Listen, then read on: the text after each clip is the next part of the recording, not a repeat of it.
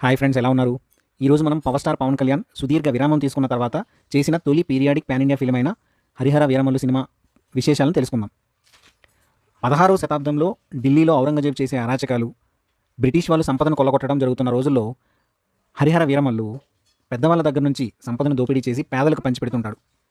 ఢిల్లీలో ఔరంగజేబు సింహాసనం వద్ద ఉన్న కోహినూర్ వజ్రాన్ని తీసుకురావడానికి వీరమల్లు చేసిన ప్రయత్నం, అక్కడున్న యాక్షన్ సీక్వెన్సెస్, వీటి గురించి ఈ సినిమా ప్లాట్ ఉంటుంది. ఇందులో బలాలు బలహీనతలు చూస్తే వీరమల్లుగా పవర్ స్టార్ గారు కనిపించే విధానం, హీరోయిజం, యాక్షన్ సన్నివేశాలు ఈ సినిమాకి ప్రాణం పోసాయి. ఒక్క విషయంలో చెప్పాలంటే పవన్ కళ్యాణ్ వన్ మ్యాన్ షోగా సినిమాని తన భుజాన వేసుకున్నారు. నిధి అగర్వాల్ పంచమి పాత్రలో ఆకట్టుకుంది. ఔరంగజేబు పాత్ర చేసిన బాబీ డియోల్ నటన ఎంతగానో ఆకట్టుకుంది. బ్యాక్గ్రౌండ్ మ్యూజిక్ వచ్చేసరికి కీరవాణి గారు చాలా బాగా చేశారు. ఆఖరిగా నాదొక డైలాగ్, చూడాలి వీరమల్లు సినిమా చూడాలి. Thank you very much friends. జై హింద్.